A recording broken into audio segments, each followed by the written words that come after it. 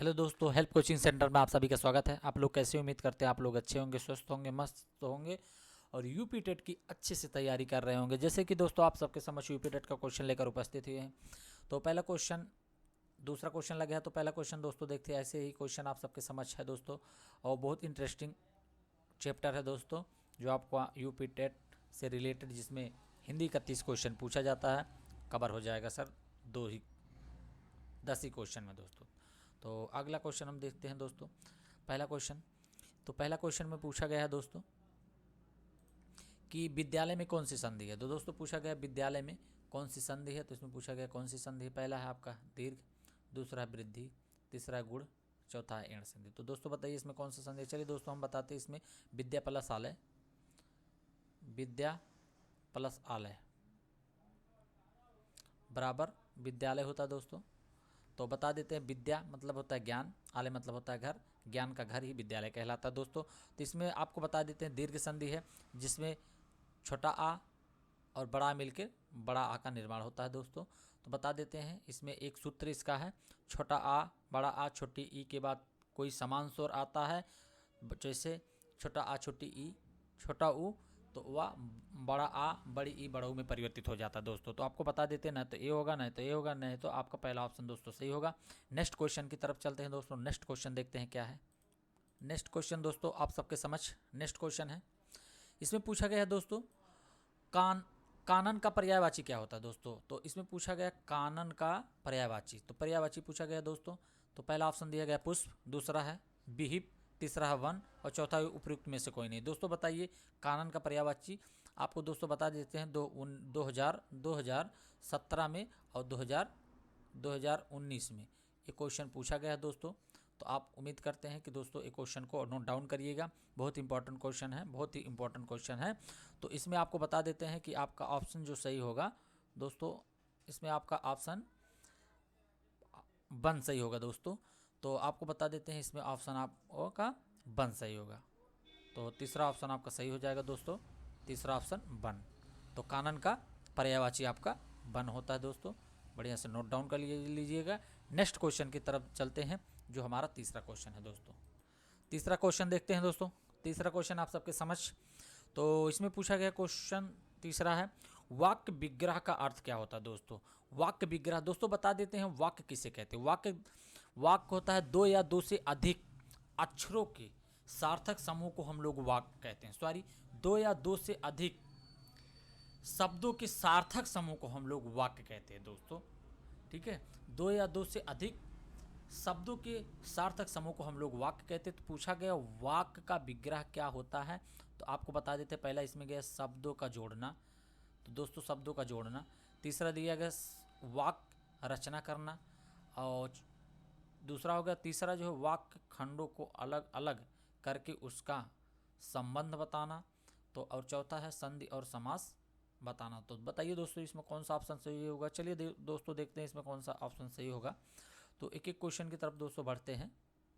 दोस्तों इसमें बता देते हैं, आपका ऑप्शन होगा तीसरा सही। तीसरा क्या है, वाक्यों खंडों को अलग अलग करके उसका संबंध बताना ही वाक्य विग्रह कहलाता है दोस्तों। इसका अर्थ यही होगा। तो आपको तीसरा स्थान दोस्तों ये सही है, तो इसको याद करिएगा दोस्तों, तीसरा विकल्प सही है।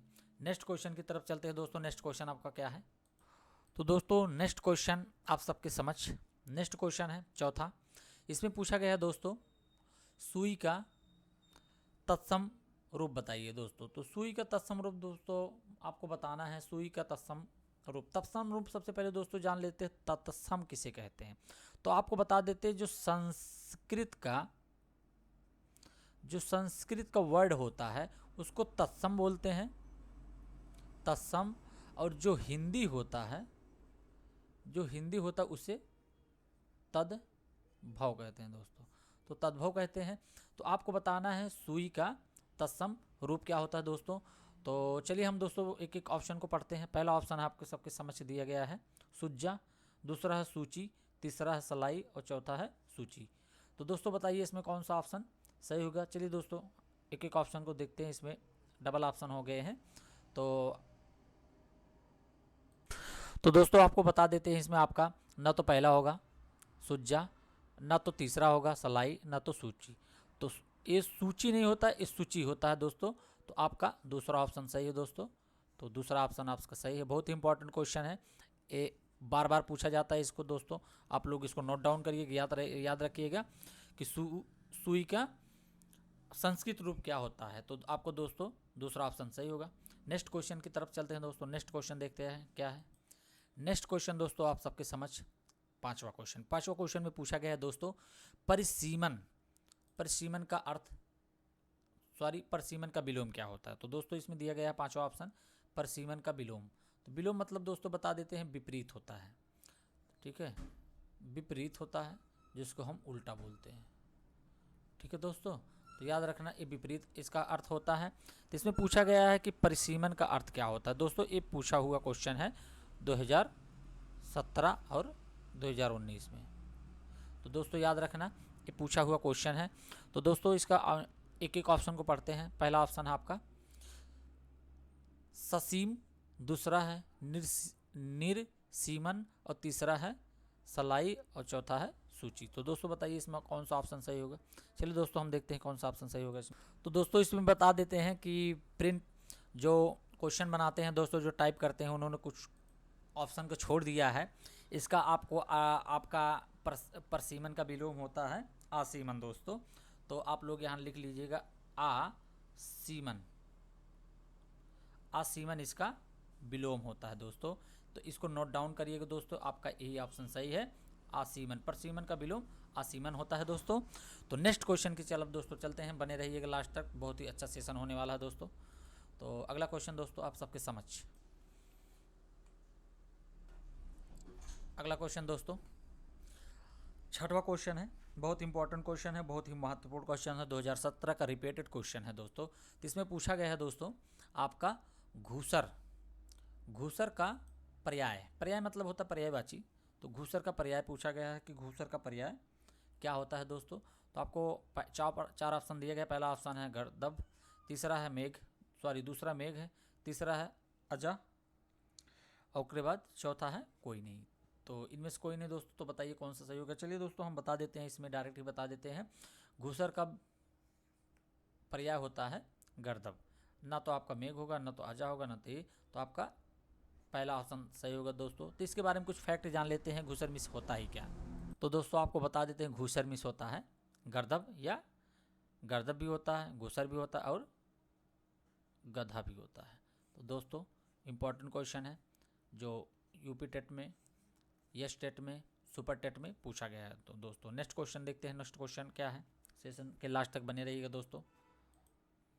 नेक्स्ट क्वेश्चन दोस्तों आप सबके समझ सातवां क्वेश्चन में पूछा गया है दोस्तों, ऊँट की चोरी जो होती है उसको कहा गया ऊँट की चोरी निहुरे निहुरे।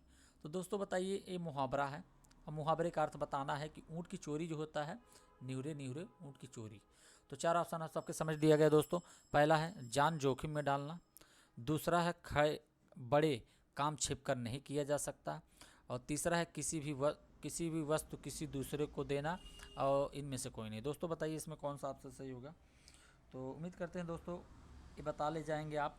तो आपको बता देते हैं, वैसे भी लग रहा है जान जोखिम में डालना, ऐसा नहीं कि ऊँट की चोरी निहुरे मतलब जान जोखिम में ना डालना।